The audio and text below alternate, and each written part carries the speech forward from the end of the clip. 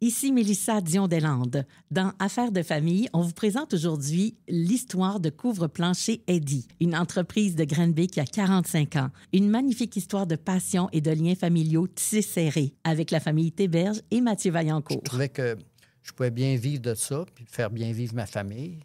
Puis non. Puis, ça a toujours bien été. Oui, puis c'est un coin, si tu veux, décoration, conseiller les gens. J'ai toujours aimé parler avec les gens puis les conseiller, tu sais, là.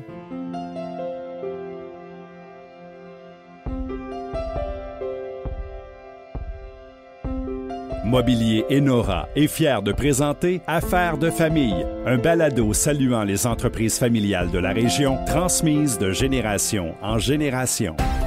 Merci d'être là pour le balado Affaires de famille. On a le goût de savoir votre histoire d'affaires familiales. Je vais tout de suite vers Laurier Théberge, qui est là depuis 1982 et qui a pris la relève finalement du père de son époux. C'est bien ça, Laurier? Oui, en plein ça. Oui. Comment que ça s'est passé au début? Vous étiez où? Quel métier vous faisiez? J'étais dessinateur dans les meubles, dans les armoires de cuisine. Puis après la récession des Olympiques, il n'y avait quasiment plus rien qui marchait, là. C'était la grosse récession. Fait que là, le beau-père a acheté le commerce, puis il a dit « Tu veux venir gérer ça? » J'ai dit « Ben oui, parce que c'était comme c'était un rêve d'enfant d'avoir un commerce de couvre-plancher. » C'est vrai? Oui. Puis à l'époque, c'était pas courant quand même d'avoir ça? C'était pas courant, puis il y avait beaucoup moins de matériel qu'aujourd'hui. Tu sais, il y avait tapis Prolor, c'était tout. Oui, c'est ça. Puis très peu de céramique.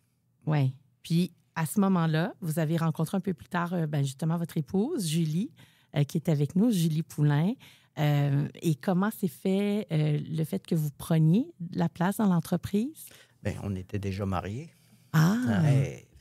Puis, écoute, moi, pas travailler, là, je suis quelqu'un qui aime ça travailler. Oui, c'est ça. Je pense que mes enfants, ma femme peuvent vous le dire. Oui, c'est ça. Et puis, vous avez donc été tenté de l'offre que vous avez eue du beau-père. Ah oui, c'est sûr. Puis, vous étiez où à ce moment-là? On est resté à Boisbriand à ce temps-là. Puis lui, je vais aller voir Julie parce que Julie, c'était votre père quand même. Est-ce qu'il était habitué d'être en affaires? Ça faisait longtemps qu'il était en affaires? Mon père, quand il s'est marié avec ma mère, a commencé à rêver. Alors, il voyait des projets, il trouvait les sous, puis il embarquait dedans. Il y a eu une cantine roulante à un moment donné. Il achetait des bâtisses. Il est allé chercher son permis d'agent immobilier. Il vendait les gratte-ciels de l'époque à Montréal. Ah oui? Oui. Alors, il a toujours essayé des choses. Puis, il n'avait pas froid aux yeux souvent. Non, j'imagine, pour avoir autant de projets, de visions. Son nom, c'est Jean-Camille Poulain. Oui. Et à ce moment-là, lui, avait acheté le commerce de quelqu'un. Bien, Eddie Young avait demandé à mon père s'il voulait venir en affaires avec lui parce qu'il avait besoin d'un partenaire d'affaires. Alors, mon père avait dit oui. Puis, sachant que Laurier, il venait de perdre son travail, il a dit, mon père voulait qu'on revienne à Granby de toute façon. Ah oui, c'était ça son plan. Lui et ma mère, ils nous appelaient tous les samedis matins pour qu'on descende passer la fin de semaine. C'était vraiment drôle. Alors, il avait proposé à Laurier de s'en venir. Puis, mon père était aussi contracteur. Il avait construit une belle petite maison sur Balzac qu'on a achetée. On s'était envenus, on s'est établis là. Ah, il y a eu de la vision, hein? Il a vraiment fait tout pour que vous arriviez ici. Vraiment. Vous avez succombé quand même rapidement à l'offre, là. Ben moi, j'étais très contente de revenir à Granby. Boisbriand, c'est bien le fun. Puis, mais on est toujours sur l'autoroute. Moi, j'allais enseigner à Rosemère. Ah oui, c'est ça. Donc, vous avez quitté votre carrière d'enseignante? Bien, j'avais pas eu de poste encore parce qu'on parle de temps où il y avait beaucoup d'enseignants. C'est pas comme aujourd'hui là, où on en manque. Oui.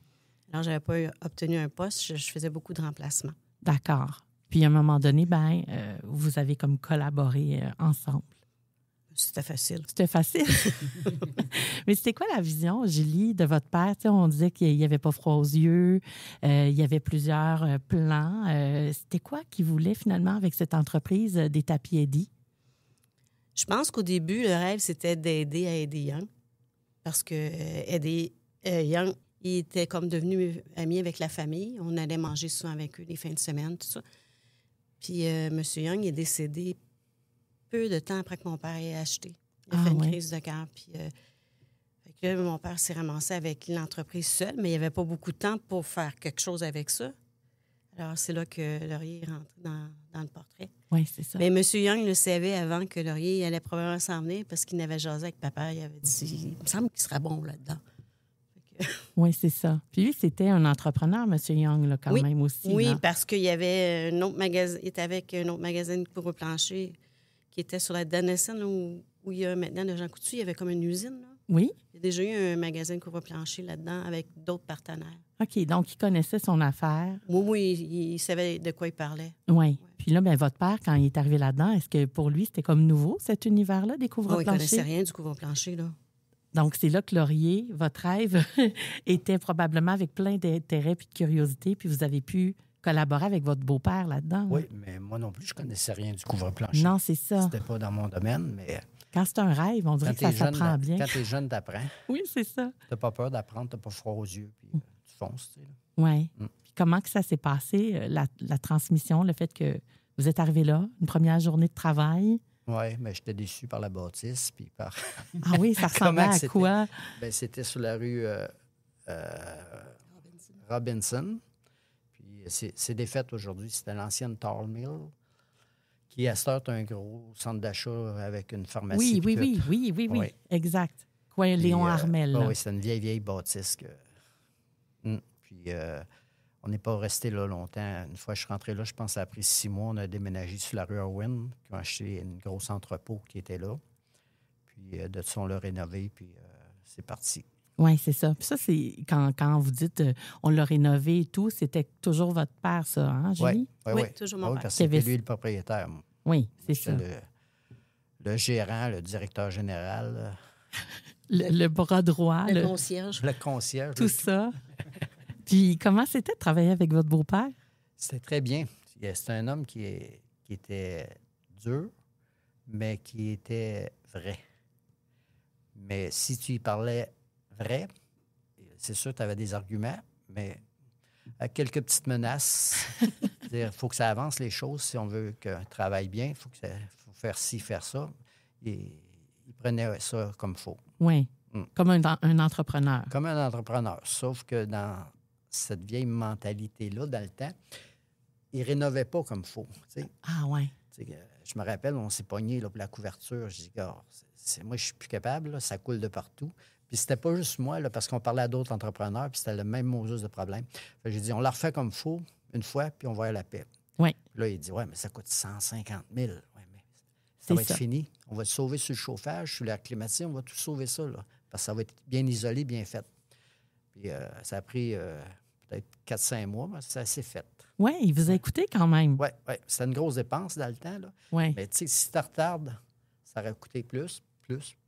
Oui. Et comment vous trouviez votre compte là-dedans? Ça doit être un rêve, mais vous ne connaissiez pas grand-chose, comme vous dites. Est-ce qu'il y a des jours que vous étiez de plus en plus motivé ou des fois de faire dans quoi je me suis embarqué? Non, j'étais de plus en plus motivé. Ouais. Moi, je trouvais que je pouvais bien vivre de ça, puis faire bien vivre ma famille. Puis non. Puis, ça a toujours bien été. Oui. Puis c'est un coin, si tu veux, décoration, conseiller les gens. J'ai toujours aimé parler avec les gens puis les conseiller, tu sais, là. Puis souvent même, je ne suis pas un bon vendeur. Parce que je lui disais, si tu n'as pas les moyens, attends. Au lieu de prendre de quoi de cheap, puis recommencer dans 3 ans, tu ne le recommenceras pas dans 3 ans. Attends. Ramasse les sous, puis attends. En même temps, on établit une confiance, il me semble aussi, quand quelqu'un nous dit ça. Oui, probablement que j'ai établi une confiance parce que, écoute, si on dure, là, c'est parce que tu es honnête, je crois. Parce que je regarde tous les commerces qui ont disparu, il y a de quoi qui n'était pas vrai. Tu sais, des commerces qui durent longtemps, là, il faut que tu sois honnête. Ben oui. Sinon, je ne pourrais pas dire le mot, tu le couperas, là, fourrer le monde, là. Ben, quand tu fourres le monde, ça se sait. Oui. Et, oui, c'est pas quel mot que je prends en prendre mieux que ça, là. Ben, quand il y a un peu d'escroquerie. Oui. Mais, c'est ça. En tout cas. Ça se pouvait pas, là. Fait que pour vous, c'est pas dans vos valeurs. Puis là, non, justement... c'est pas dans les valeurs, puis c'est pas dans les valeurs que mon père m'a enseigné, puis c'est pas dans les valeurs que la famille à Julie aussi. Oui, c'est ça. Même des valeurs, tu sais, là, crier après les gens. Moi, c'est pas dans mes valeurs. Si j'ai de quoi dire à quelqu'un, je vais l'emmener, puis je vais dire doucement, « Hey, peux-tu améliorer ça? » un employé ou quoi que ce soit, tu sais. Oui. Ou un client qui me crie après, tu sais, là. Ah oui, ça arrive, Je ça. l'amène dans un coin, puis je dis, hey, tu peux parler moins fort si tu veux que je t'aide. Tu me parles comme il faut, m'en t'aider. Si tu ne me parles pas comme il faut, bien, mon père m'a jamais crié après. Fait que Ben non, c'est ça. quand tu n'as pas ces valeurs-là, je veux dire, les gens, là, puis des fois, ça fait réfléchir les gens, tu sais. Puis même des clients, là, je te dirais, des fois, c'est drôle. Je vais te conter une affaire, là, une madame là, qui amène son mari magasiner, là. Oui. Ça ne tente pas tout le temps. Non. Mais la madame, là, son mari, c'était comme son chien. Oh. Fait qu'il n'a pas le droit de dire parole ou quoi que ce soit. Puis là, j'ai dit à la madame, j'ai dit, écoute bien, là, il dit son opinion, tu ne l'écoutes pas. Pourquoi tu l'as emmené d'abord? Puis ça, c'est une conseillère à la ville de Granby. Bien, plus conseillère, là, ça fait des années de ça. Mais moi, les gens qui ne respectent pas les autres personnes, je ne suis pas capable. Oui, c'est ça. Vous nommez un bon exemple, là. Tout le monde rit autour parce que, ben non, mais c'est du travail avec le public, hein? Ah oui, puis on en a des histoires. Ben non, mais c'est sûr. C'est ça, puis ça prend de la patience, puis ça prend du respect. Puis, je veux dire, dans ce que vous faites, vous devez décoder les besoins. Puis, tu sais, je veux dire, vous le savez sur le moment, là, si le client cherche dans sa tête, s'il est vraiment intéressé, si vous devez lui proposer autre chose, je veux dire, c'est sûr qu'on veut que ça se passe de la façon la plus transparente possible. C'est quand même une tâche. Mais ça, là, vous parlez aussi de ressources humaines, de comment on parle justement aux employés. Ça aussi, vous l'avez appris sur le tas, là. Oui, mais écoute, quand je travaillais pour les Mirons, il n'y avait aucun respect parce que c'était des gens qui avaient 50 compagnies. Ah oui. Puis pour eux autres, tu étais Berge, tu étais n'importe quel nom de famille, tu sais, mais ils ne respectaient pas ce que tu étais. Puis crier après les gens, c'est pas dans mes valeurs. Ben non. On fait crier après. Je me rappelle, écoute, là, le monsieur, il crie des bêtises devant tout le monde parce qu'il dit que j'avais fait une erreur. Puis peut-être jeune, j'avais plus de caractère, mais je pense que j'en ai encore. Fait que j'avais pogné ma valise de crayon, puis tout, j'avais fermé ça, puis j'avais rentré dans son bureau en claquant la porte. J'ai dit, tu peux crier après n'importe qui, toi, parce que les Mirons te crient après, là, mais tu ne crieras pas après moi. Salut, je m'en vais. Et puis là, et après, c'était non, parce que je réglais tous les problèmes. Personne ne connaissait le système métrique dans le temps. Bien, c'est ça. Ils écrivaient tout au crayon dans l'usine là, pour calculer. Fait que là, oui. Vous avez comme mis votre limite à vous, là. Cette limite-là, ben c'est ça, vous l'amenez dans vos valeurs d'entreprise, respect, évidemment, puis de servir les clients et tout. Lisa, qui est autour de la table aussi, toi, tu es la fille de Julie et aussi de Laurier. Exactement. Toi, tu as grandi dans les magasins. Tu n'as pas connu la version de 6 mois qui n'était pas... Non, je n'étais pas encore née quand ils ont fait ça. Mais là, tu es arrivé dans ce lieu-là qui s'est défini avec les années puis qui est devenu vraiment un endroit magnifique avec plein d'offres. Raconte-nous tes souvenirs d'enfance dans ce magasin. Bien, mes meilleurs souvenirs, mon père, il nous amenait vers la fin de la journée où ma mère venait avec nous. Puis quand on fermait le magasin, puis on prenait les petits chariots. Oui. On embarquait, puis il faisait des courses de chariots. Où on faisait des rides. Il y avait un jigger électrique, on embarquait tout dessus. On faisait des rides de jigger. Ça, c'est des privilèges, là. Oui. C'est des privilèges d'enfants. Il y avait, dans le temps, on vendait beaucoup de tapis, fait qu'il y avait une pile de rouleaux de tapis. Mais ça, mes parents ne voulaient pas qu'on fasse ça, mais moi puis mes soeurs, on embarquait puis on courait là-dessus. Ah là, oui. C'était comme, c'est dangereux, mais ça avait beaucoup de plaisir. Je me rappelle aussi de ma mamie qui travaillait avec nous, mon grand-père, puis j'ai été vite curieuse puis intéressée à travailler au magasin. Puis mes parents, ils disent que j'avais comme 4-5 ans, je m'étais choquée après un employé parce qu'il avait volé ma vente. Oh non! T'avais réussi, toi, ta vente. Ben, je pense pas, là, mais dans ma tête, oui. OK, fait que tu voulais déjà être dans la position d'une employée. Oui, je pense que... Puis quand que j'ai commencé à travailler, j'avais, je sais pas moi, 8-9 ans, là, pour de vrai, il fallait que je nettoie tous les échantillons. C'était bien plate, pas assez de balai. Mais il faut commencer quelque part. C'est ça, on n'a pas le choix. Fait que là, tu l'as su vraiment que c'est ça que tu voulais faire?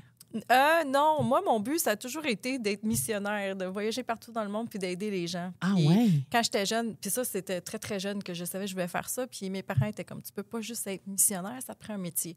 Fait que j'ai voulu être ballerine missionnaire, chasseuse de tornades missionnaire. J'ai pensé être agronome, mais j'aime pas les bébites puis j'aime pas la terre. Non. Fait que j'ai laissé tomber. Et finalement, je suis allée à l'université pensant m'en aller en médecine. J'ai fait mon bac en physiologie. Puis je travaillais au commerce les étés puis les fins de semaine.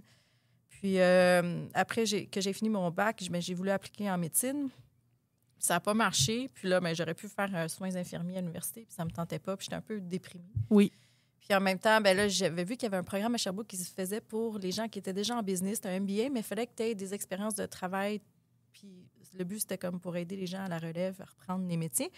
Et je fitais dans toutes les notes, tout ce que ça prenait, mais ils m'ont refusé. Ah ben, donc? Là, j'étais vraiment débinée. Tu courais après ton destin, là. Oui. Et des gens que ma tante connaissait qui faisaient des voyages humanitaires partout dans le monde et qui sont aux États-Unis, en Oklahoma, ils avaient entendu parler de moi, puis ils m'ont appelé, puis ils ont dit « Veux-tu venir faire un stage d'1 an? » Et j'ai pris 2 semaines pour décider, parce qu'ils m'ont donné 2 semaines pour décider, puis j'ai déménagé aux États pendant 1 an. J'ai fait tout le stage. À la fin du stage, on est allé en Asie pendant 1 mois. Puis mon père est revenu me chercher en Oklahoma. Ah oui? Il a pris l'avion, puis après ça, on a conduit mon auto, puis on est redescendu. Puis je venais de revenir de Thaïlande, puis genre 24 heures après, on repartait. Oui. Fait que j'aurais pas conduit 2 jours et demi tout seul. Non. Et là, j'ai recommencé à travailler au commerce à temps plein, puis c'est ça. Puis tu te dis, hey, on est-tu bien chez nous? Oui. Non, mais je fais encore des voyages humanitaires aujourd'hui, puis ça, c'est vraiment cool parce que vraiment les deux. Je pourrais pas faire ça si j'avais été médecin, là, ça n'aurait jamais marché. C'est formidable. Ouais. Donc, tu te nourris vraiment de ton rêve que tu avais. En même temps, tu travailles parce que tu es designer. Tu es directrice aussi. Oui, je dis pas que je suis designer parce que dans le sens que j'ai pas de cours de design. Là, non, mais tu aides au choix. Oui. Tu J'aime ça, j'ai été née là-dedans. Là, Ben oui, c'est ça, exactement. Tu connais les matériaux. Un peu. Un peu quand même. Hein? T'en as vu pas mal passer. Et puis, j'allais vous demander, est-ce que tu as des souvenirs, par exemple, de ton père qui est au travail? Est-ce que tu y allais, toi, mais est-ce qu'il était souvent absent parce qu'il était très impliqué dans l'entreprise? Comment tu voyais ça, sa position de travailleur? Ah, ben nous, ça ne nous dérangeait pas qu'il travaille parce qu'on allait souvent au magasin. Fait que c'était pas... On allait dîner des fois, les samedis, on allait en haut, il y a une mezzanine, puis on allait manger là. Puis il y avait... dans le frigo, il y avait tout le temps de la liqueur. Fait qu'on aimait bien ça. Puis des fois, on mangeait du KFC. Oui, c'est ça. J'ai des souvenirs de ça. Ben oui. Avec ma mamie, puis mon grand-père, puis mon père, ma mère, puis moi, mes sœurs. Puis on aimait, nous autres, aller au magasin parce qu'on pouvait courir. Puis il y avait plein de place pour se cacher. Fait qu'on jouait à la cachette. Moi, non, c'était des beaux souvenirs. Oui, là. puis mon père, il travaillait jeudi, vendredi soir. Dans le temps, on était ouvert. Mais il était tout le temps avec nous autres. Non, c'est ça. Puis à ce moment-là, Laurier, juste pour revenir, là, vous étiez comme toujours le bras droit, mais quand M. Poulain est décédé, vous avez donc pris le commerce avec Julie. Vous étiez vraiment là constamment. C'est vous qui décidiez, là? Oui, je décidais, même avant qu'il meure, là, beaucoup, là, parce qu'il était de moins en moins là. Mais quand on a repris, c'était comme Julie, elle a un frère et une sœur. Oui. Puis les autres, ils voulaient embarquer avec nous dans le commerce. Puis j'ai dit non. On les rachète les deux, puis c'est ça. Fait qu'on a racheté les deux, puis c'est une bonne affaire. Parce qu'on ne sait jamais, un commerce, d'une bonne année, tu peux avoir une mauvaise année. Oui. Dépendant. Oui, c'est ça. Là, Julie me fait confiance. Oui, c'est des décisions qui sont difficiles. C'était une grosse décision, là. Oui, c'est ça. Julie, quand des décisions comme ça arrivent, est-ce que la confiance, tu sais, vous aviez confiance en Laurier ou est-ce que votre instinct vous disait, on peut-tu trouver une autre solution? Comment vous étiez? J'ai pas pensé à une autre solution. J'avais confiance en Laurier. Moi, je suis plus nerveuse, plus anxieuse. Ben oui. Oui, j'avais peur. J'ai pris une année sabbatique pour voir si j'allais aimer ça. Oui. Puis les premières semaines, ma sœur, elle nous aidait avec l'achat, tout ça. Puis elle me regardait aller, puis elle est allée voir Laurier, puis elle a dit, il faut que tu fasses quelque chose parce qu'elle ne restera pas. Mm-hmm. Une enseignante au primaire, c'est du monde créatif. Hein? Tout à fait. Il faut que ça nous prenne des projets. Puis moi, vendre du couvre-plancher que je ne connais pas, ben oui. ne m'intéressait pas vraiment. Puis j'étais plus gênée, je suis plus réservée un peu. Alors, Laurier, une journée, il dit, je ne sais pas si on est rendu là dans l'histoire, mais en tout cas... On est rendu là. Il dit, ça te tente-tu de t'occuper de la publicité? Je tenais de faire ça. Il dit, mais pas avant de te donner le contrôle, la responsabilité. Il faudrait que tu me dises combien que ça coûte par année. C'est quoi la norme? Fait que j'avais fait la recherche, puis j'avais fait un plan, puis j'avais présenté ça. Ça, c'est créatif, là, déjà un peu. Là, c'était dans mes cordes. Après ça, il me dit, bien, j'aimerais ça aussi que tu prennes soin du personnel. Alors ça aussi, c'était intéressant pour moi de m'embarquer dans ce projet-là, parce que j'avais déjà fait ça Ça en vous enseignement. ressemblait, là. Ouais. C'est plus dans vos habitudes, là. Fait que vous avez trouvé votre X dans l'entreprise. Oui, puis là, je me suis amusée. Puis c'est là qu'on a changé la façon de faire la publicité dans les magasins couvre-plancher. On a fait des choses qui ne s'étaient jamais fait avant. Comme? Nous, on racontait des histoires. On ne mettait pas de prix. On ne venait pas chez Couvre-plancher aider pour s'acheter une tuile à 1,29. On s'en venait parce qu'on avait vu des images. On vendait le rêve, on vendait des possibilités. Ouais. Puis c'est encore comme ça que la publicité se fait pour nous. Puis après ça, c'est ça, ça a commencé dans les autres magasins Couvre-plancher. Oui. Parce qu'avant ça, c'était plutôt comme des magasins à grande surface. Fait qu'ils vendaient avec le style de grande surface. Oui. Fait que vous avez comme instigé ça là-bas, là. Oui, c'était mon plaisir. C'était D'ailleurs, c'est encore... Votre plaisir. Là, je suis en train de former quelqu'un, puis c'est encore moi qui s'occupe des publicités, puis j'aime vraiment faire ça. Oui, c'est ça. C'est une partie, évidemment, le marketing d'un commerce et tout. Il y a Mathieu qui est autour de la table, qui n'a pas beaucoup parlé, mais qui est quand même vraiment lié à votre histoire. En fait, Mathieu, toi, tu es le mari de leur autre fille, ta sœur à toi, qui s'appelle Kessia. Oui. Et parle-nous de comment tu es arrivé dans l'entreprise, parce que tu es là depuis 2011. J'ai, sur quelques petits points, une histoire similaire à celle de Laurier, dans le sens où ça faisait déjà un moment que Kessia et moi, on était ensemble. Et Julie et Laurier m'ont offert un travail. Moi, c'est comme ça que j'ai commencé. Ils ont vu, ils m'ont demandé, est-ce que tu veux venir travailler avec nous? Qu'est-ce qu'on fait? Je connaissais absolument rien dans le couvre-plancher. Pour moi, un couvre-plancher, c'est ce qui est par terre. Oui, Qu'est-ce que c'est la différence? On connaît, le tapis, on connaît c'est quoi un tapis, c'est quoi un foulard, c'est quoi une céramique. Mais les détails, les différences, à quoi ça sert, les qualités, les défauts de chacun, je connaissais absolument rien.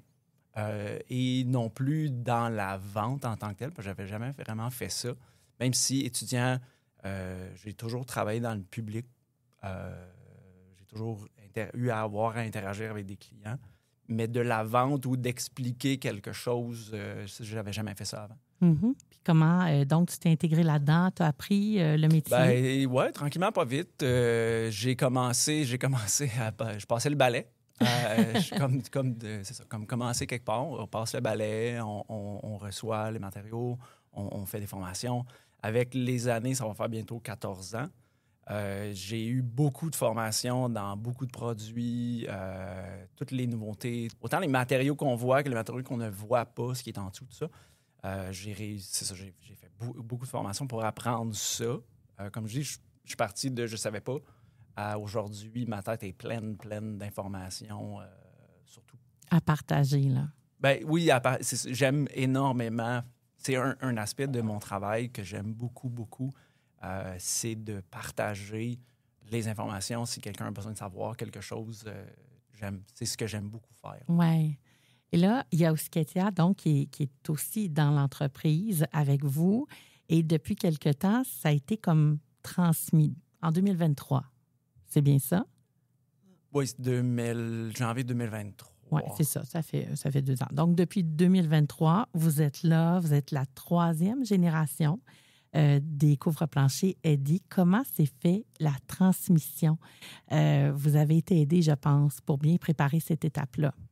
Oui, on a eu affaire avec une coach d'entreprise qui était quelqu'un qu'on connaissait parce qu'elle venait du milieu du couvre-plancher. Puis elle a comme divergé vers ça. Puis elle a aidé plusieurs des magasins comme nous qui étaient en transfert de génération. Puis elle venait, puis elle nous parlait. Puis là, des fois, c'était elle qui était comme notre personne qui recevait tous nos commentaires et nos doléances. Oui, la médiatrice, si on veut, là. Mais on y allait toutes séparées au début. Ah oui, c'est ça. Après ça, elle prenait ça, puis... Ben oui. Puis son but, c'était de trouver, de nous aider à réaliser, en fait, nos points forts puis points faibles, puis sur lesquels on devrait focusser, nous, dans l'entreprise, puis les choses qu'on devrait peut-être donner à quelqu'un d'autre. Oui, ben oui. Mais c'était aussi un point de vue de l'extérieur. Quand ça fait quelques années de ça, là, mais quand ça fait plusieurs années que, c'est une histoire de famille. On est ensemble, on se voit pas juste au travail à tous les jours. Non. On se voit aussi la fin de semaine. Puis on va en vacances ensemble, tout ça. Fait que là, c'est un point de vue de l'extérieur qui nous regarde. Puis c'est ça, je pense, qui nous a aidés justement à aller un petit peu plus loin avec nous-mêmes, avec les autres, comment on travaille, comment on fonctionne ensemble. Parce que c'est quelqu'un qui, oui, nous connaissait, mais de l'extérieur. Mm-hmm. Donc, c'est ça, des fois, elle voit exactement où il faut amener, disons, un peu plus de partage au niveau de concessions, d'idées et tout ça. Est-ce que vous dites que ça a été facile, la transmission d'une génération à l'autre? Moi, je pense que oui. Ça Honnêtement, l'était, oui. Puis, tu sais, mon père, il travaille encore avec nous. Ma mère aussi, elle a un rôle un peu plus retiré. Puis, des fois, les gens qui connaissent Laurier depuis longtemps, ils rentrent au magasin et sont comme, Laurier est encore là. Je dis, ben oui. J'ai dit, puis autant qu'il veut rester, il peut rester. C'est pas moi qui vais lui dire de partir jamais. Tout à fait. J'en profite pour voyager pendant ce temps-là, quand il est là. Oui, c'est ça. Exactement.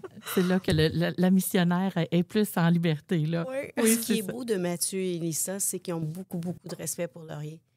Puis ils ont jamais fait sentir que c'est le temps qu'ils bougent. Là. C'était plus, ils vont souvent vers lui pour lui poser des questions. Puis je trouve ça admirable de leur part. Oui. Ben oui, c'est vrai. Puis c'est vrai, quand on entre dans le commerce, on voit Laurier, puis on fait comme, ah ben oui, tu sais, il est encore là. Non, on dit pas il est encore là, on fait, celui qui a beaucoup d'expérience, puis que je sais qu'il va pouvoir m'aider. Puis là, ben vous autres, ben c'est clair qu'avec tout le bagage que vous avez pris, vous prenez cette relève-là. On parlait tantôt des valeurs de M. Poulain. Laurier, quand vous avez continué son travail, ça a été quoi les valeurs que vous vouliez continuer de transmettre ou changer parce que c'était aussi une autre vision? Oui, mais les valeurs, je pense que c'est les mêmes valeurs, c'est la famille, tu sais, là, puis la famille, c'est important. Il peut arriver qu'on se pogne, mais pas se pogner pour plus jamais se parler. Ben non. C'est important, la famille, puis c'est la même chose dans un couple aussi, là, tu sais, là, il peut y avoir des bagatelles, puis des fois, ça monte plus haut que ça devrait pour rien, là, pas une niaiserie. Oui, mais faut se parler. Faut se parler, puis c'est la même chose avec les clients aussi, là. Tu peux résoudre n'importe quel problème sans aller vers un avocat ou quoi que ce soit si l'autre personne est parlable, parce que j'ai rien contre les avocats, là. On en a besoin. Oui, tout à fait. C'est du bon monde. Mais on peut résoudre les problèmes des fois sans se rendre là. Tout aussi. à fait. Puis ça, c'était dans vos valeurs, que ça reste simple, ouais. respectueux et tout ça. Puis ça coûte moins cher aussi. Oui, ça coûte moins cher. Puis quand vous avez justement laissé la place à l'autre génération, vous étiez rempli de quelle émotion? Fierté, un peu de peur? Je ne sais pas, je ne veux pas mettre des mots en bouche. Fierté, pas peur, parce que je sais qu'il allait réussir. Si moi, j'ai réussi sans aucune formation là-dedans, eux autres, ils ont de la formation déjà, puis ils ont bien de l'expérience que moi, je n'avais pas quand j'ai commencé. Puis non, j'avais aucune peur de ça. C'était juste peut-être dur pour moi de transférer. Oui. Parce que tu prends les décisions, tu fais ça vite. Tu sais, là, des fois, tu n'es pas à demander à l'autre personne ou quoi que ce soit. C'était ça le plus dur, mais je m'aperçois que de plus en plus, je me détache, puis je sais qu'ils l'ont l'affaire. Oui, c'est ça. C'est la confiance qui fait le travail, le rendu là. Et tantôt, vous évoquiez le fait de partir en vacances ensemble et tout ça. Puis, je veux dire, il y a aussi Mathieu avec Kétia. Vous êtes aussi dans la compagnie. Est-ce que ça devient envahissant dans vos conversations de maison? Parlez-vous de travail, Julie, avec Laurier? Non, hier, c'était la fête des mères. C'était un dimanche extraordinaire. Tout le monde était là. Les petits-enfants, puis on a parlé de plein d'affaires, puis ils ont décidé que je devais être en forme. Ils m'ont acheté une montre Garmin pour que je marche. Oui. Puis c'était Mathieu qui installait ma montre. En tout cas, non, notre vie de famille, c'est une chose, puis le commerce, c'est d'autre. Des fois, ça s'échappe. Ben oui. Puis on les laisse aller, puis ça ne dure pas longtemps. Oui, c'est ça. Il n'y a pas personne qui rugit en disant, là, on ne parle pas de travail. Ça finit par se passer tout de suite. Là. Mathieu rit, par contre, là. Il y a l'autre sœur, celle du milieu, qui, elle, n'est pas impliquée dans l'entreprise et qui nous ramène à l'ordre quand on soupe, on a un souper de famille ou quelque chose, elle nous ramène à l'ordre. Ouais. On n'est pas, là, on laisse le travail au travail, là, on est en famille. Oui, c'est vrai que pour elle, c'est pas évident parce que vous êtes tous joueurs de cette entreprise-là. Oui, bien, c'est ça. Kétia ne travaille pas, mais elle entend quand même toute ma journée à chaque jour, toutes mes histoires. Fait qu'elle est au courant de tout ça. Oui. Mais c'est ça. Heidi, elle n'est pas du tout là. Non, c'est ça. En tout cas, on sent que la transmission a vraiment été réussie, qu'il y a une espèce de, je sais pas, de paix avec tout ça, puis que le temps fait les choses et que la vision se transmet, puis qu'il y a une confiance, c'est merveilleux. Et je pense qu'une des affaires que mon père parle pas, qu'il n'a pas parlé, mais que pour moi, c'est important, c'est qu'il nous a vraiment légué la valeur d'intégrité, dans le sens que on ne dira pas n'importe quoi aux gens pour avoir une vente. Puis si c'est pas le bon produit pour eux, bien, on leur dit. Puis si on pense qu'on peut pas leur vendre ça parce que ça ne marchera pas, bien, on leur dit puis on leur vend pas. Puis les gens apprécient ça en général. En tout cas, moi, personnellement, si je vais dans un magasin de linge puis la fille, elle me dit « ça me fait pas bien » puis c'est pas vrai, je retourne plus. Fait que pour nous, on aime mieux des fois perdre des ventes, mais qui, à long terme, vont peut-être générer un jour un retour. Là. Ben oui, avec la confiance. Puis l'autre partie qu'on n'a pas parlé, c'est qu'on a une 3e génération qui est en formation. Le plus vieux de nos petits-fils, il va aux 2 samedis travailler. Son père, il lui donne un salaire, puis il est poussette. Ils sont toujours à l'entreprise, les 3 enfants. Là. Ils font, quand j'y vais puis je les vois, je vois mes 3 enfants. Ah oui, hein? Ouais. C'est ça que ça fait des souvenirs. Ouais. Ça doit être touchant quand même de sentir qu'il y a une autre génération qui est en train de se dessiner. Bien, c'est qui déjà, moi je le dis toujours, vous ferez ce que vous voulez dans la vie. Je vous forcerai pas. Mais ils ont déjà, ils sont là-dedans, un peu comme les sœurs Théberge ont été baignés là-dedans. Moi, mes enfants, ils en entendent parler, ils veulent venir travailler, ils se chicanent pour venir travailler. Qui va venir venir m'aider? Oui, parce qu'ils sont payés. À nettoyer les échantillons comme ça. À nettoyer les échantillons, déchiqueter des papiers, aller serrer les échantillons, passer le balai. Ils veulent faire ça. Là. Ouais. C'est sûr que la motivation d'être payé. Et de jouer au iPad. Oui, de jouer, c'est ça, de jouer à l'ordinateur quand j'ai pas besoin de mon bureau. À la pause. Mais non, ils sont déjà, ils veulent déjà s'impliquer, même à l'âge qu'ils ont. Ils sont déjà intéressés à ça.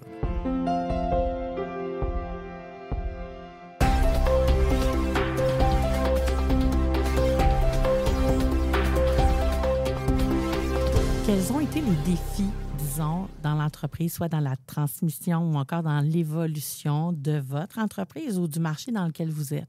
Je pense que le plus grand défi pour nous, ça a été de passer à un mode tout était fait à la main, à tout était rendu informatisé. C'est pas récent que c'est arrivé, mais ça a été un gros changement dans le temps que mon grand-père était encore dans le magasin. Lui, il était vraiment pas informatique, pas rien de techno, puis... Je pense qu'il y avait une carte de crédit à la fin, mais tu sais, il y a eu un cellulaire à la fin de vie. Mais c'était vraiment pas son dada. Puis lui, il voyait pas de nécessité, tandis que nous, on était comme, on en a de besoin. Fait que ça, c'est une des choses qui a été comme pour nous un grand changement. Ça nous a aidé aussi maintenant à calculer les plans. Avant, il fallait tout faire ça à la main. Puis là, tu sais, maintenant, tu as un petit logiciel, puis ça se compte vite, tes plans. Là, au lieu de passer 3-4 heures à côté des projets, bien, ça prend, si tu fais pas trop interrompre, une demi-heure, 3/4 d'heure. Oui, c'est ça.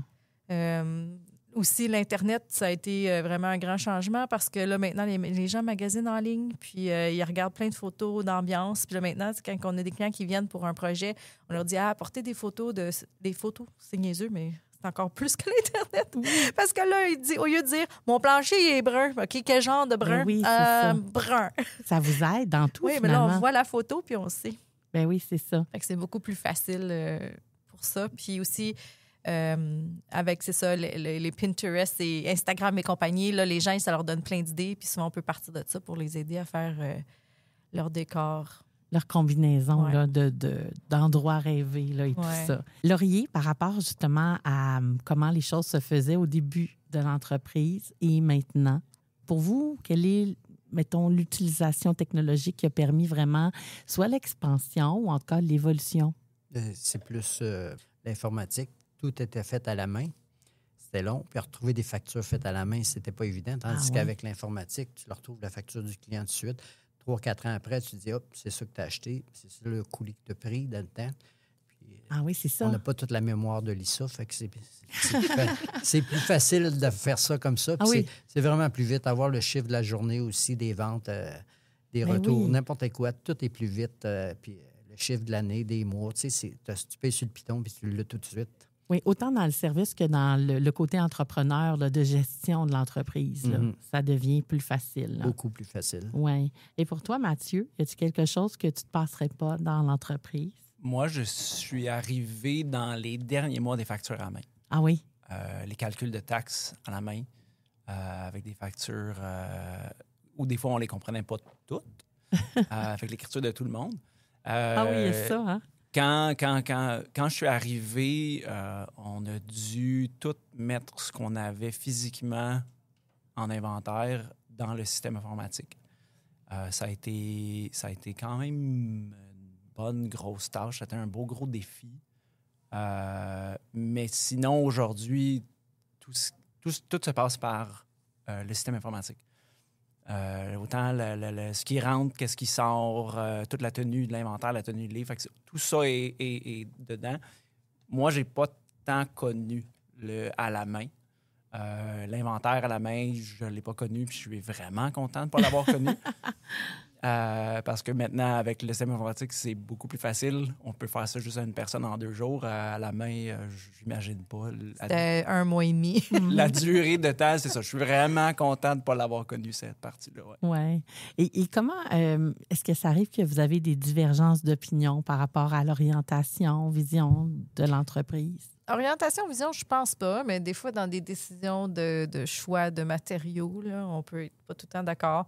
Puis on s'en regarde, puis là, on se dit, OK, si tu veux vraiment qu'on achète ça, ben c'est toi qui vends, parce que moi, je suis pas sûre que j'en vais ça. T'en prends responsabilité. Ben, ça finit en joke tout le temps. Il y a un petit peu de ça, mais il y a aussi on a comme on a parlé un peu plus tôt, on a chacun nos forces aussi qu'on a fait ressortir, qu'on a vues.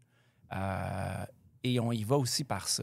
Il y a des décisions qui vont être prises par un ou par l'autre parce que soit qu'on a l'expérience, soit que c'est plus quelque chose qu'on connaît, c'est plus dans nos forces. Fait il n'y a pas vraiment d'argumentation qui va se faire. Mm-hmm. Il y a des décisions qui se prennent naturellement parce que je connais pas ça. Mm-hmm. Donc, c'est certain que c'est elle qui va prendre le lead, qui va prendre la décision. Comme ça se faisait aussi avant, quand Laurier était là, il nous consultait pour certaines choses. Oui. Parce que c'était des choses qu'on connaissait un peu plus. Puis, et que lui, ou sinon, lui, connaissait plus que nous. Fait que c'est assez facile par rapport à ça. Oui. Mon père, il avait une super technique, là, parce que lui, il avait de la misère à dire non. Puis nous, les fournisseurs viennent vers nous, puis nous proposent des produits pour acheter en inventaire. Puis des fois, ça ne tentait pas. Puis là, il me faisait venir. Puis là, moi, j'arrivais comme... au milieu de la conversation, fait que j'avais pas eu toute l'interaction. Oui. T'en penses quoi? Puis là, je regardais, je savais tout de suite, c'était pour que je dise non. Ah non, ça se vendra pas. Non. Ah oui, c'est ça. Tu connaissais ton père, là. Puis là, mon père disait, ma fille a dit que ça se vendra pas, on le prendra pas. Ah oui, c'est ça. Ah ben c'est pas facile, des fois, là, justement, là, parce qu'on va entretenir des liens, mais en même temps, c'est parce que... Est-ce que ça arrive encore que vous demandez à Laurier conseil? Ben oui, souvent? quand il est là, puis qu'on a des achats à faire, c'est sûr qu'on y montre. Oui. Puis il y a des trucs sûrement qu'il y a eu une certaine mode à une certaine époque puis qui reviennent. Est-ce que c'est des oui d'emblée ou on suit les conseils de Laurier là-dessus? Ben lui aussi, mon père, il a peut-être pas de l'air de ça, mais il a comme un œil de design aussi. Ben, je le crois, moi. Il m'a déjà servi. Ah! Ça doit être beau. Je m'en rappelle même pas. Ah, bon, tu vois. J'étais pas une cliente compliquée. Non. Tant mieux.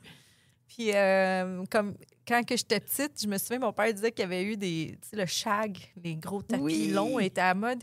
Puis, il faisait des promotions. Tu pouvais, si t'achetais un morceau de tapis, ben, il te donnait le râteau pour racler c'est drôle. ton shag. C'est drôle. Puis, tu sais, ma mère, tantôt, elle parlait de comment est-ce que la pub, elle a amené un côté de raconter une histoire, puis tout ça. Mais si vous allez sur YouTube, puis on a trouvé ça par erreur, il y a une pub des années 80 que mon père avait faite avec ma grand-mère. On voit ses pieds qui marchent sur un tapis rouge, puis ça dit genre, on déroule le tapis rouge pour vous. Déroule le tapis rouge. Et il y a la musique de Rocky. Aujourd'hui, c'est sûr qu'il n'aurait pas pu faire ça. Elle se trouve sur YouTube. Il y a quelqu'un qui a déniché ça. On n'a aucune idée de où ça vient. On l'a juste... Ça a donné comme ça qu'on l'a trouvé, la personne qui a mis ça en ligne, mais on ne sait pas où elle l'a pris. Non, mais on était avant-gardiste dans ce temps-là. Vous étiez avant-gardiste? Très avant-gardiste pour la publicité, là, comme ça. Là. Hey, la musique de Rocky, puis... Aujourd'hui, tu n'as plus le droit parce qu'il y a des droits. Il y a des droits, là. Aïe. Est-ce que vous avez encore du tapis shag? Est-ce que c'est revenu? Un petit peu, mais c'est pas l'engouement. Ouais, c'est pas le vieux shag qu'on avait. C'est pas. Non, c'est d'autres matériaux. Ben, surtout les couleurs qui ont changé aussi. Oui, c'est ça. On parle de shag qui était brun, orange, vert forêt. Oui. Mais ce qui est drôle, c'est que là, les couleurs que moi, je me souviens quand que j'ai commencé à travailler ado, ils commencent à revenir. Fait que là, je me dis, ouais, ça commence à faire longtemps que je suis là. Ben oui, c'est ça. Quand la mode revient. Tu sais, les verts forêt, le Bourgogne. Le terracotta est en train de revenir en force. C'est vraiment drôle. Non, c'est excellent, mais c'est ça. La mode passe et revient. Puis comment on vit cette évolution-là? Parce que vous devez répondre à ce que les gens veulent de cette mode qui change. Comment on gère ça? Bien, c'est surtout, je te dirais, les gens qui sont un peu plus âgés, qui l'ont déjà vécu. Fait que si tu leur montres ça, ils sont comme « Ah non, j'ai eu ça chez nous, je viens de l'arracher. » Fait que là, c'est clair. Fait que là, eux, la mode, admettons, du gris, ils l'ont pas vécu parce qu'ils étaient encore dans le terracotta. Fait qu'ils sont pas prêts à retourner au terracotta. Fait que là, il faut que tu t'ajustes puis tu dis « OK. » Oui, ça, c'est plus neutre. Oui.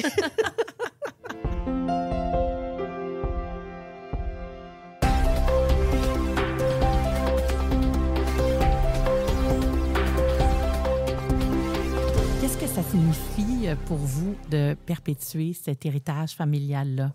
Bien, c'est sûr qu'on veut que nos parents soient fiers, puis que même si mon grand-père n'est plus là, puis ma grand-mère, qu'eux autres seraient fiers. Je pense à quand j'étais jeune, mon grand-père il me disait « Un jour, tu vas te marier, puis ton mari va reprendre la relève. » Puis ça me frustrait dans le temps. J'étais comme... Puis quand j'étais rendue, que je travaillais au magasin à temps plein depuis une couple d'années, là, il me disait, il dit un jour, c'est toi qui vas prendre la relève, puis ça va être ton magasin. Wow, c'est beau. Mais c'est surtout de garder la famille en premier. Puis tu sais, nos employés, on aime les traiter comme s'ils font partie de notre famille. Fait que souvent, on s'attache beaucoup trop, parce que je parle pour moi. Puis qu'on veut qu'ils réussissent dans tout, même si ça veut dire qu'il faut qu'ils partent du magasin, mais c'est pas grave. Oui, c'est ça. C'est ça, vous tenez à cœur vraiment toutes ces personnes-là qui sont là puis qui donnent de l'âme à votre entreprise. Oui. Ah, je comprends, mais c'est beau. Puis Mathieu? Mais ce qui est vraiment drôle, c'est que le grand-père s'est trompé de petite fille quand il a dit ça. En disant à Lisa que ça serait un jour ton mari qui prendrait ça, bien, il s'est trompé de petite fille. C'était Ketia qui aurait dû dire ça. Parce que c'est là. Parce que c'est ça. C'est sûr, c'est tout le bagage. On est fiers de notre bagage. Et puis je dis souvent aux gens, moi, je suis là pour que ça continue. Moi, ma vision, c'est dans 20 ans, je veux faire ça encore. Puis c'est ça qu'on transporte derrière nous. Et c'est un peu... Tu sais, mes enfants le voient aussi, qu'on en parle, ils en parlent. Eux sont fiers de ça. Et eux, ils disent à tous leurs amis, là, à qui veulent l'entendre et qui ne veulent pas l'entendre, qu'est-ce que leur père fait. Fait que c'est toute cette fierté-là, mais aussi parce qu'on aime ça. Mm-hmm. On aime... moi, je viens pas de là, je viens pas de ça. J'ai appris à aimer ça et j'aime faire ça. J'aime ce que je fais. J'aime ça. Tout, là. J'aime tout ça. Fait que c'est ça qui fait que je pense qui nous donne une partie de la motivation pour continuer aussi parce qu'on aime ça. Oui, c'est ça. Ça fait partie de... C'est comme si ça s'est tracé puis que tout est en accord dans le plaisir de le faire, comme dans poursuivre. C'est beau quand même de poursuivre une entreprise qui a été comme... vous avez connu en plus celui qui était là au début, qui est décédé. Ensuite, vous avez repris. En tout cas, c'est magnifique. Laurier, ça vous fait quoi d'entendre ça? Bien, c'est une belle fierté. Puis quand je rentre dans mon bureau, puis je vois que tous les tiroirs sont ouverts parce que les petits-enfants sont venus, ils cherchaient des bonbons, quoi que ce soit, mais qu'il y a un petit mot qui dit « I love you, grand-papa, je t'aime ». Tu sais, là, ça, c'est touchant comme tout. Tu sais, là. On travaille avec beaucoup d'énergie d'amour. Ouais. On les aime, nos petits-enfants. Puis moi, je me dis, ça va peut-être 1 ou 2 ou 3 qui va être la prochaine génération là-dedans. Là, tu sais, là. Mm-hmm. On ne sait pas, on ne sait jamais. L'important, c'est qu'ils fassent ce qu'ils aiment. Mais moi, je trouve que ça se poursuit. Oui, c'est ça. Puis comment vous voyez les couvre-planchers Eddie dans 30 ans? Ben, je ne serai plus là. Mais il va peut-être avoir encore des tiroirs d'ouverts Moi, avec une autre génération. Moi, je pense qu'on va essayer de garder Laurier le plus longtemps possible. Oui. Même s'il dit qu'il ne sera pas là dans 30 ans, on va le garder. On va peut-être l'avoir robotisé, rendu là. Ça va être un AI, Laurier. Oui, c'est ça. Peut-être. On veut l'avoir le plus longtemps possible avec nous. Dans 30 ans, pas... non, c'est... je sais pas. 30 dans ans. Tes rêves, là. Dans mes rêves, dans 30 ans, je vais être rendu vieux. Je vais avoir moins de cheveux, plus blanc. Mais on va faire ça encore. Ouais. On va faire ça encore. On va continuer. On va probablement, c'est ça. Es-tu bord de la retraite? Avoir la 4e génération avec nous, probablement. Et on va avoir les mêmes défis que Julie et Laurier ont passé au travers avec nous. Mais on devrait être encore là. Mm-hmm. En tout cas, c'est notre but. Oui. On va toujours avoir besoin de couvre-plancher. On a les plus beaux en plus. Fait que c'est ça. Avec plein de bons services. Puis votre plus grande fierté, tantôt, Laurier a pas mal dit qu'il était fier de ce qui se passe là. Mais votre plus grande fierté dans toute cette aventure? Pour moi, même si j'ai pas d'enfants, c'est ma famille. Tout à fait. Mathieu? C'est ta belle-sœur, Lisa. Tu peux le dire. C'est de où on est parti, puis où on l'a amené en ce moment. Ouais. Ensemble, Laurier a parlé un peu de l'histoire de où c'est dans le garage, dans le fond, quelque part. C'est l'évolution à travers les années, de où on est parti vraiment, puis d'où est-ce qu'on est rendu aujourd'hui. Oui, ça rend fier. Laurier? Quand on a commencé là-dedans, les gens disaient ils connaissent rien de tout ça, puis ça ne marchera pas. Mais quand je regarde, nous, ça a tout le temps été même d'aider nos compétiteurs, parce que c'était dans mes valeurs à moi. Mais les compétiteurs, ils ne sont plus là. Les enfants ne sont pas là. Personne n'est là. Même si on les a aidés, là, aidés à avoir des produits parce qu'ils ne pouvaient pas les avoir, c'est une fierté. Puis je me dis que eux autres, ils vont être encore là dans 30 ans. Puis c'est vraiment une fierté pour moi, là. Pas parce que tu veux te vanter, mais quand tu donnes, ça revient. Ouais. Quand tu es chiche, ça revient pas. Oui, c'est ça. Peut-être pas le bon mot, chiche, là, mais... Non, mais je comprends. Puis le fait aussi de dire que, oui, on peut, au début, être néophyte dans un secteur, puis aller chercher vraiment toutes les connaissances pour rester et prouver que, oui, il y a quelque chose qui est aligné vers ça puis que c'est la bonne affaire. Oui. Bravo pour tout ça. Merci. Et votre meilleur conseil pour les entrepreneurs? Charge chez vous, mais lâche pas. J'adore ça. Mais c'est pas toujours facile. Là. Puis des fois, on dort pas, puis des fois, on y rêve, puis des fois, on a des cauchemars, mais en bout de ligne, là, ça va passer, puis tu vas passer au travers. Oui, c'est ça. Mais on a toujours, un conseil, on a toujours besoin de la compétition pour s'améliorer ou quoi que ce soit. Puis il ne faut pas avoir peur de la compétition. Elle est là pour nous aider, puis nous, on est là pour les aider. Puis les gens qui ont peur de la compétition, bien, ils ne restent pas. Très bien dit. Merci, Laurier. Mathieu? Je pense, un peu comme Lisa l'a dit, c'est ça. Lisa l'a dit, c'est pas toujours facile, mais on réussit toujours à s'en sortir. Et dans notre cas, à nous, on est 2, 3, 2 et demi. On peut... on s'en parle quand il y a quelque chose, on s'en parle, on essaie de trouver une solution. Justement, je pense que c'est ce qui nous aide d'être plus qu'un.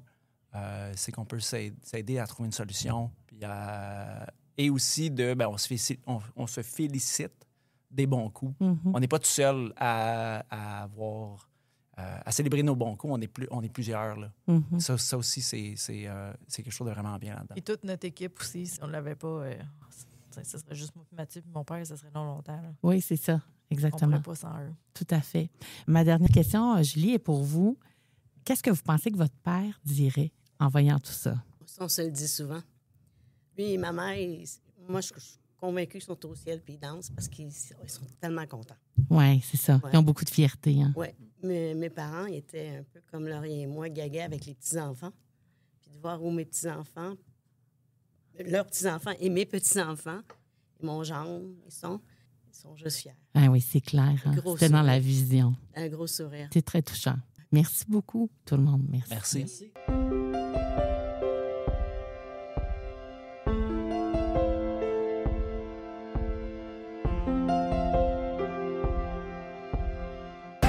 Avec maintenant 2 magasins à caractère unique, Mobilier Enora est heureux de vous avoir présenté Affaires de famille. Découvrez la promesse Enora pour un chez-soi confortable. De notre décor à votre confort, à Granby et Cowansville. Le balado Affaires de famille, une production M105.